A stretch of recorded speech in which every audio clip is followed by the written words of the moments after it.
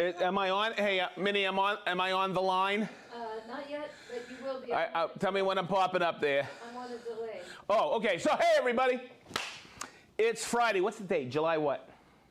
12th. Oh, hey, it's July 12th already? Yeah. Okay, so this is Festool Live. It's noon. Boy, Chris, you're full of it today. This is episode 185 of Festool Live. Happy Festool Friday. Okay, let's introduce the room today.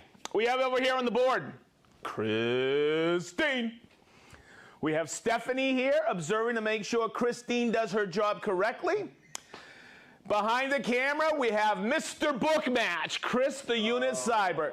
Yesterday, we had a team build. Brent designed these beautiful benches we built out of cedar 2x, and Chris became Mr. Book Match because he was book matching 2x4s. I swear it looked just like it. Oh, you're so full of it. Okay, I swear. Mr. Book Match, and he's not on vacation. Boy, how many nicknames have you gotten so far? Quite a few. All right, hey, on the line we have Brent. Thank you, Mr. Shively. You're awesome with the Build with Brent series. Check it out on YouTube. Behind the board, there she is. There she is. It's Min Min. Woo! All right. Boy, somebody told me the other day I was loud. Go figure, huh? Hey! So, what are we doing, Chris? Variable speed and why you need it. Oh, yeah. We got to get the unit of microphone. Okay, so this comes about.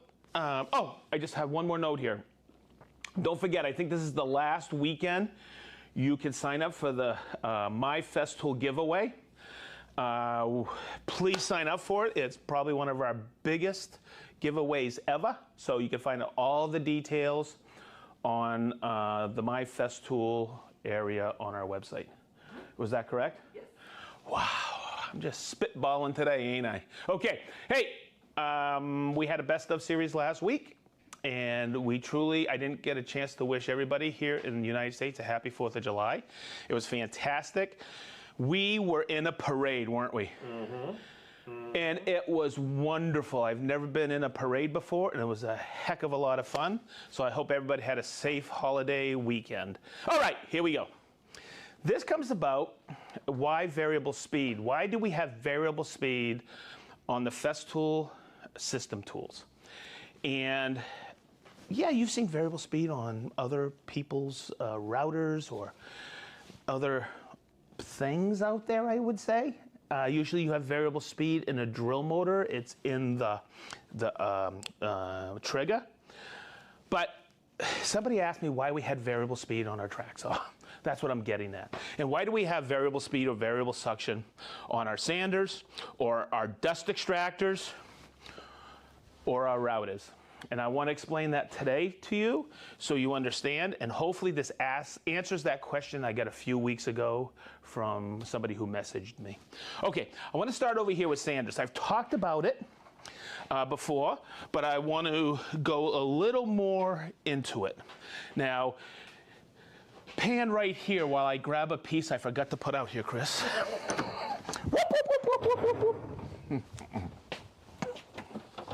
It's always something, isn't it? Okay, so I could have just done that easily, but I wanted to come over here and grab a piece here that has a high shine to it. And you've seen me use variable speed on our sanders when we're sanding in between coats of finish, because you don't want to burn through the finish. That's one reason you do that. You slow down the speed. But first, before I get into it, I'll use this sander. I want to go over this button here to kick it off. It's right here. Look, I'll turn on the CT. And this is our variable suction or variable speed. You can hear it, I hope. You can hear that, Christine, on the line? Okay, good. And I'm going to turn it off. So when I first bought this sander eons ago for my shop, I was like, what? I was getting a finish on this, and I'm going to show you. I have it turned all the way up. I'm going to turn it on. I have it plugged in. And it felt like it was kind of sticking to the material, right? And then when I turned it off, and I hit it with some mineral spirits to check before I hit it with my seal coat, I saw a ton of swirl marks. And I said, and no one had taught me how to use Festool before. I had a CT, back then a CT22 in my shop. And I go, why the heck is there a variable suction button? And all of a sudden I went, wait a minute, if I lower the suction, this may, and you know what? By deductive reasoning, guess what? And I wish you could feel this, but as I turn this down, you can actually feel the surface tension break. And that's what's happening is it's not tugging down too much of to the material anymore. And that sander has less chatter as I bring it across the surface and less what I call catch. So what that eliminates is one of the variables that you get those little swirl marks on there. There's a variety of other reasons, but this eliminates one of them. So that is why variable speed or variable suction on the CT system or the dust extraction system. The next piece I want to talk about is this. And if I'm sanding in between coats of finish, of course I'm going to switch to a higher grit. But what's important is the suction is all the way down on the dust extractor, so I'm not tugging into the material, but I want to slow it down a little bit. So what I'll do is I'll take this and I'll go a little bit slower so that abrasive is not what? Cutting in too quick, and I can lightly go over it just like this so I don't burn through the finish that I want to down to the bare material. I am just sanding this to knock off just the nibs, or I'm denibbing it. So it's a system if you figure it out. I have variable suction turned down on the dust extractor, and I have it turned down on the tool itself. So hopefully that made sense, but the other reason is this. Is say I'm sanding a painted surface, and anybody who does outside work knows you have to break the edge. But sometimes that edge or rounded over edge is a little bolder than most. I don't want to sand that at 6, which I would sand the rest, because I have finish on it. I want to turn down the speed when I'm sanding profiles so I don't break through the finish on the profile. Hopefully that made sense as well. Okay, so that's why variable speed the majority of the time on our sanders is finish sanding, okay, and not burning through veneer. The next point I want to make, and this is the one that's really confusing to people, because at one time, a long time ago, when I first started here, I realized, or I wondered, does anybody else have variable speed on their saws? Now I think there might be a few people that do, but we were the first to market with a variable speed on a track saw. We were first to market with a track saw. So one of the things I had to conceptualize in my head is, why do we have variable speed on the saw? And we call it part of multiple material control. And I went, multiple material, aha. So, anybody out there listening, I want you, if you've ever done this on what? On your table saw. If you've ever cut plexiglass, this is the best explanation I have for variable speed on our track saws. If you've ever cut on a table saw and you've cut plexiglass like this, yeah, you put a special blade on, that's for plexiglass, and you have your splitter on there or riving knife. But as you cut, that RPM of that table saw blade, especially at the outer tip of that, okay, it's only at one speed at the ABA, but at the tip it's a lot faster, isn't it? That tip speed is wailing out there. So what happens, and you know this, you're putting this through a table saw, and guess what? It's melting right around your riving knife or splitter, right? And guess what?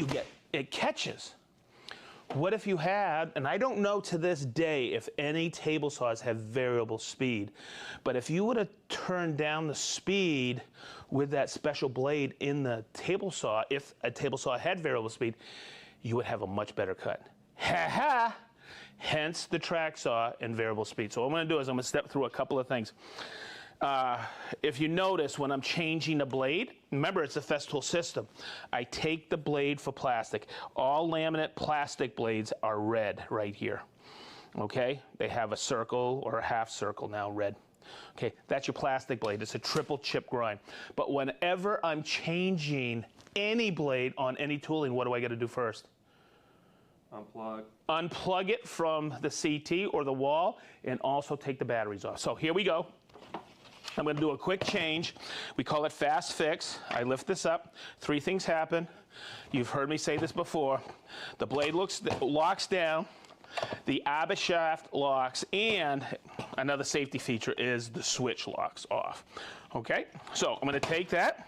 I'm going to take my 5mm hex, just like this, and spin it off. This is the stock blade. Okay, and that spins right off as you break it away. And I'll just switch the blade. Look how quick this is. Should take me, you know, we should get timers on this like a pit crew, huh? I mean, we are in Indianapolis. I'm just going to put that back on there. Wow. Put that back in. Whew. Boy, it's humid today, isn't it, huh? Wow. Whew, I'm actually feel like I'm working today in here. Wow. It's almost the weekend. Okay, so I'm going to tighten it up. I got my plastic blade on. I'm going to set it down here like this, and I got a thick piece of plexiglass here, or Lexan. All right, now, rule of thumb, and when you look at speed ranges, there's a chart inside the owner's manual, and it gives you like plastics or aluminum or wood, hardwood, softwood, whatever you cut. You should pay attention to that because you have numbers right here. See this? And I'm going to turn this on so you know what happens? You got to plug it in. Whoop, whoop, whoop, whoop. So you can hear that. I got the suction all the way up. Okay, so let's listen to it. Here's my speed range right here. Okay? Listen to that. Okay, that's very slow. Okay, so depending on the thickness of the plastic, when I hear plastic, I automatically go between 3 and 4. Okay? That way there, that RPM isn't melting the plexiglass and I get a really good cut because I'm not re-churning the cut with the chip. The other thing that's fantastic about this, of course, it's dust extraction, bar none. So let's make a cut. I set the depth already. I've already checked my cams. I'm good. I'm going to hit my depth real quick here. I usually said that's about 20mm thick. Okay.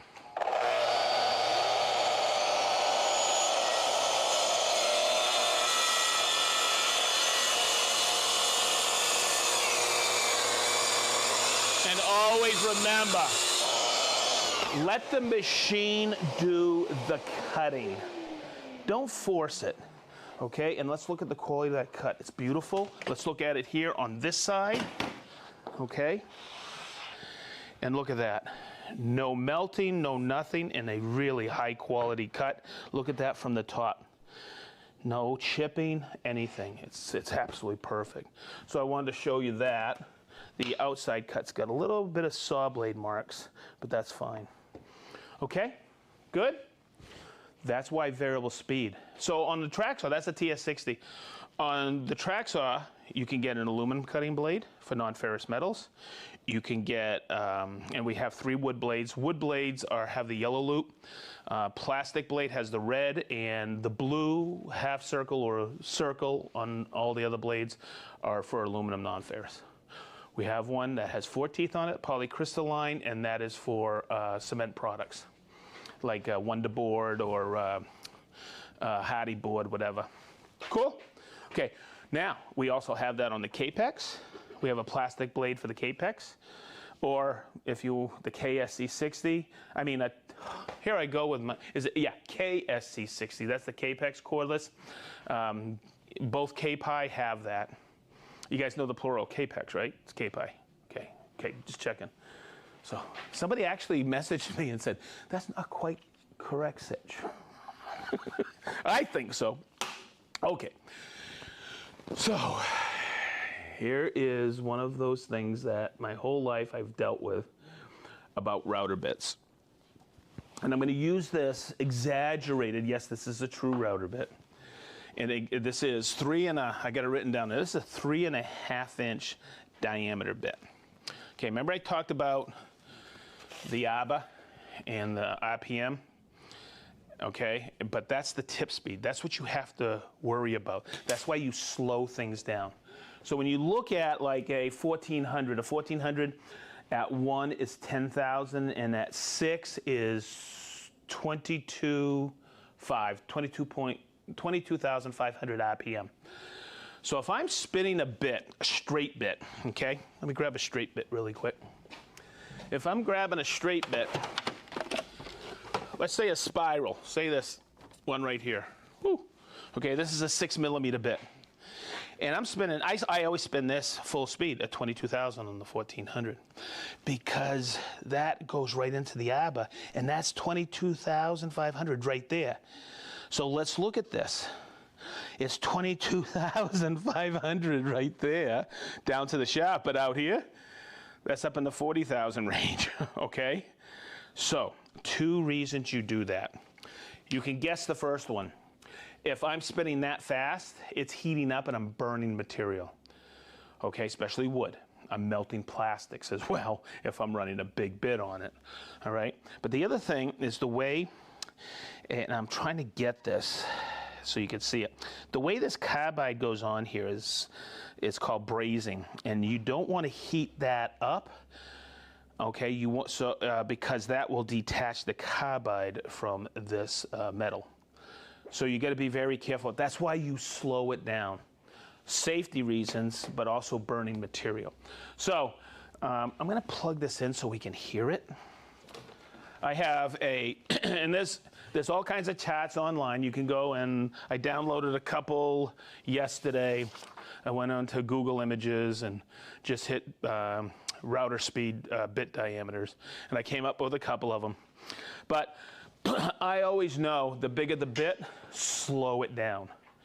And I'll tell you, all our variable speeds on all our routers are labeled, and you can see the high end in the spec sheet. Like the 2200 I know is 20,000, but they all end up at 10,000 on low range. So, and they're all infinitely adjustable. This is what I'm talking about when I say infinitely adjustable. Let me just put this on real quick so you can hear it. Okay, I'm gonna bring it at 6. Chris, can we get in here so we can see this? Yep. I'm gonna bring it in, and you can hear it. See that? It's not a single setting at each number. I can go between 3 and 4. So, in those charts that you see online, it's pretty simple. When I get anything below an inch or 25 millimeters, just run it at full speed. Okay, if it's a larger bit, like from 1 to 2 inches, 25 millimeter to 50 millimeter, 18,000. So bring it down around, I would say between 4 and 5. And then if it's 2.5 inches, like this puppy right here, 2.5 to 2 3/4, right? That's something I would probably run in the 2 to 3 range. This one, the really big one I had, I'd run that at 1. Okay, but you also have to understand that diameter of the bit. Like this one here that I set up is 1.5 inches. So I'm gonna run that between 5 and 6. And guess what? After a while, you have to pay attention to a few things. You gotta control your feed rate, okay? If you go too fast, that could, escalate the heat on the bit and burn. So control your feed rate. We have constant speed under load, which also helps with hesitating with a router, okay? So you can continue with a solid feed rate and it doesn't hesitate in there, it doesn't stall. So one of the major reasons you have burning on lumber that you're profiling with a big bit is you're going too fast with the router speed. So slow it down. And the reason we have infinitely adjustable is you can go in between all those numbers so you can dial it in perfect. But a good rule of thumb is download one of these chats on the Google and you'll be able to get that. Or you can go on the Yahoo's, one of those. Hey Chris, do you still have AOL like me? Oh, no? Okay. I'm on MySpace. Okay. That was good. Hey, we got to get the unit on camera. He's getting better by the day. All right, so remember it's a system. I'm going to do a quick chamfer on this maple. That's the other thing you got to realize. What material and how much am I taking off all at once? Just so get used to working the speeds on your router, and that's why. Okay, and because the less burning you have, the less rework time. So it's all about saving that time in the end. All right, so I'm just gonna start. Oh, I got everything there. I got my cup. I've showed you the 1400 Festool Live on how to set it all up.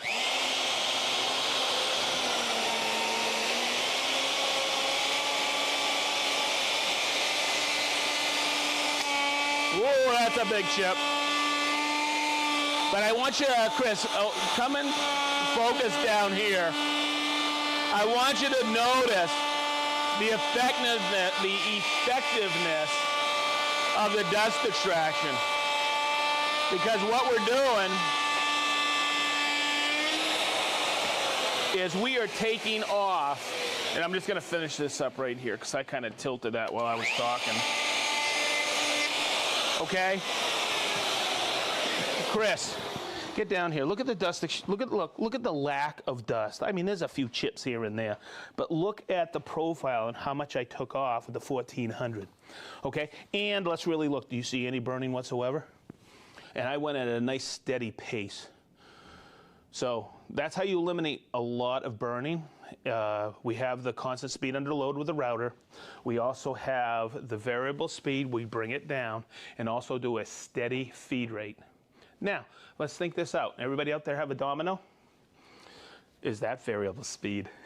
No, you don't need it on any of the dominoes. So there's a lot of our tools have variable speed, but the ones that don't need it, don't need it. Like we don't need a variable speed on our HL850 router either. So we only put it on there when it's needed. Okay, so there's one more reason. Should I go there? Yep. Okay, right over here. Chris loves this. I'm doing this for Chris. There's another reason you use variable speed. Minnie, do you know this one? Not yet. On the Capex, it's right here. Watch. Okay, so that's 6. That's if you get paid by the job. If you get paid by the hour, you slow it down. Just don't let the boss catch you. I'm kidding. I had to go there. I'm sorry. I'm feeling silly today. Okay, so variable suction on almost every one of our sanders, on our dust extractors, on our track saws, on our miter saws, on our routers. I think I have just about covered everything I needed to cover on variable speed. So that person that reached out to me a few weeks ago, that's why we have variable speed on our sanders and on our track saws. That was the question that person had for me. So hopefully I answered that question. Woo! Right on time. Minnie, was that okay? That was cool. Did you learn something? I did. Cool. All right. I Okay. slack off on the job. Yeah. Hey, no. Do you get paid by the hour? Uh-huh. No kidding, huh? Special. I get paid weekly. Do you very Okay, hey, boom, boom. He had a good one-liner today, didn't he? He did. I was very We gotta mic him up. very impressed. All right. I agree. Can you believe this is episode 185? No. We're 50. Oh, jeez! Look at these guys. Who are you guys? We're getting invaded. Come on in. Come on in, everybody. Wow, wicked cool. Hey, come in here. Wow, this is so cool. Wow.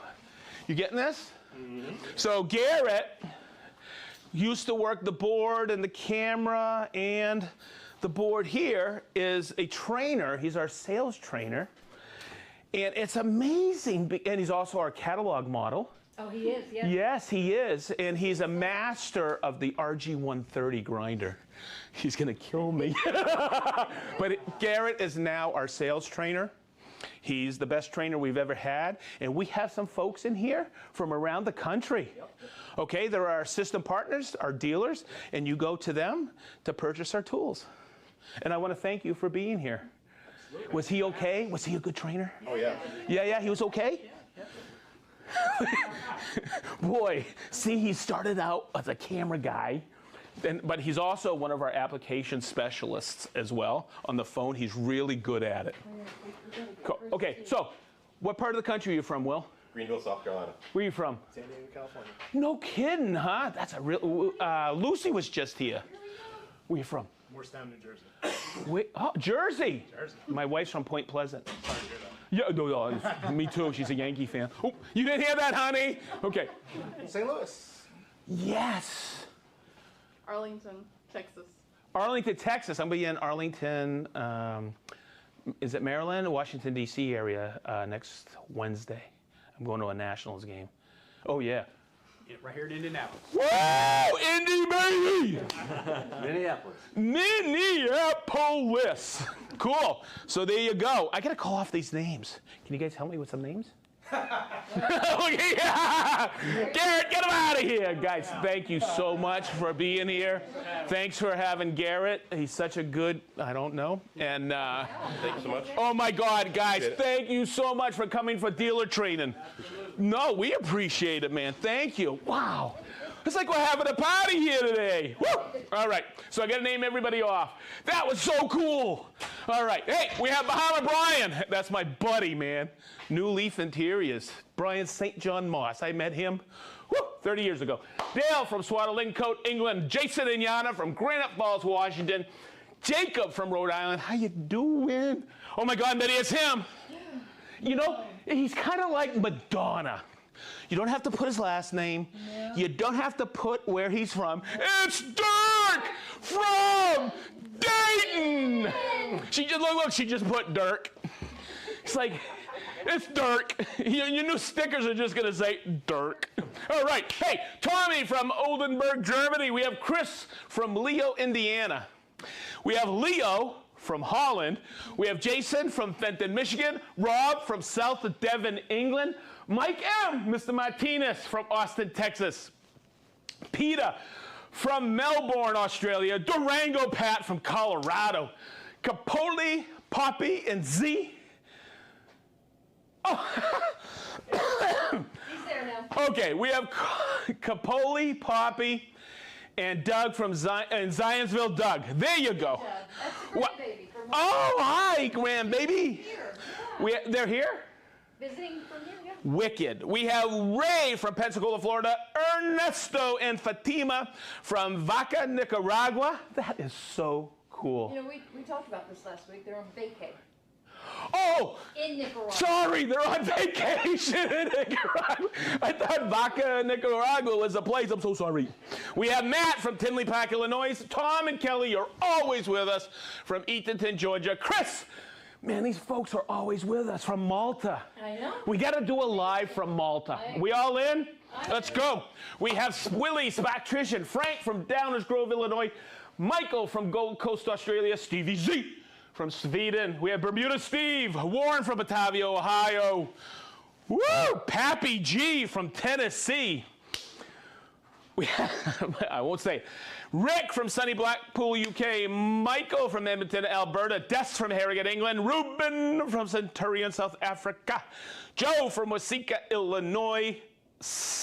Big Island Ed. Chris from Minneapolis. You're getting into these abbreviations, aren't you? You know, the big We have Oliver, my main man, Oliver from Southern California. SoCal, baby. Don't trip on that unit. Yep. We have Mark from Krimpen Anderlecht, the Netherlands. Poe from Finland. Mike P. from Oahu. Mark from Anaheim, California. Steve from Preston, UK. Woodcraft Dayton crew. How are you guys? Johnny O. from Atco, New Jersey. Steve from Preston, UK. John, West Bailey, Vermont. Dan from Whitestone, New York. Jared from Derrida, LA. East Failnewid, North Wales. Mike C. from Winchester, Virginia. Brian from Maple, Ontario, Canada. Hopefully I said that right. Paul from Reading, Berkshire, UK. He's with us often. David from Israel. Lode from Stockholm, Sweden. Marlon from Jamaica, man. Woo! Warren Woodsman. Oh, Warren Woodsman. The Warped Woodsman from Portland, Oregon. Well, hey, it only took me 100 episodes to stop calling it Oregon. All right, we have Marilyn from Walla Walla, Washington, Tom from Morehead City, Dan, my main man Dan from King Bay in Arizona, Kenneth from Oak Park, Illinois, Rocky from Kings Mountain, North Carolina, Mike R. North of Germany. Northern Germany, or no, it says north of Germany, yes. I got no off Germany. There you go. We have Dick from Katy, Texas, Dragon from Serbia, Sam from Kingston, New York, Nat from Newark, Ohio. We have Kurt from Rochester, Michigan, Caitlin from Peterborough, New Hampshire. Yes, right next to God's country, which is Maine. We have Eli from Denver, Gail from Eden, New York. We have David. There she is, everybody. Let's say it.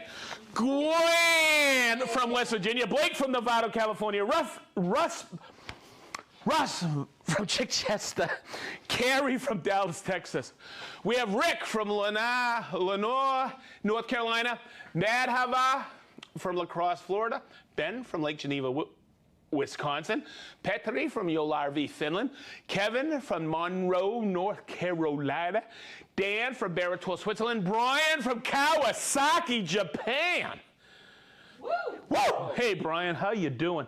We have Terry from, I wonder what time it is in Japan. Tomorrow. It's early. Hey, that's a good one, Christine. Early. We have Terry from Salt Lake City, Utah. We have Dr. Killdevil from, San Diego, California. In parentheses, Alex. We have Des from Harrogate, England. Ant, my main man, Ant. How you doing, Ant? From Fontana, California. Cameron from Annapolis, Maryland. John from Peasleyville, New York. Beers on the boys. Gary, known as the Governor.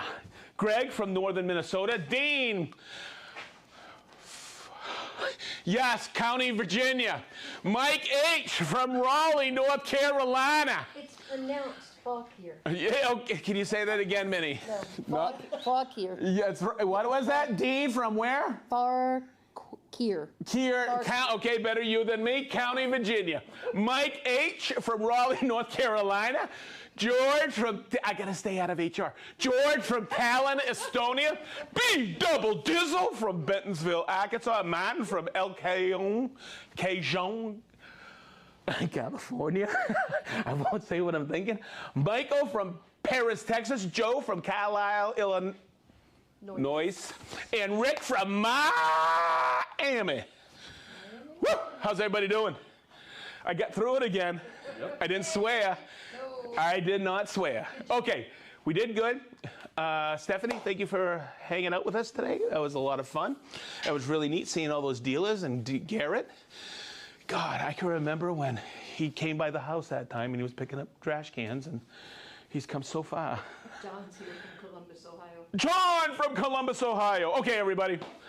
All fun and games aside, what do I always say, Minnie? We love you. We love you. Thank you so much for being here with us. Those live and then those watching whenever, thank you, thank you, thank you. We really appreciate this. We've been doing this for 185 episodes, and God willing, we can do it for another 400. That'd be nice for starters. Yeah, I need to retire sometime, though. Okay, everybody, we love you. Have a great weekend. I know all of us in this room are. Everybody chill. Be safe. Talk to you later.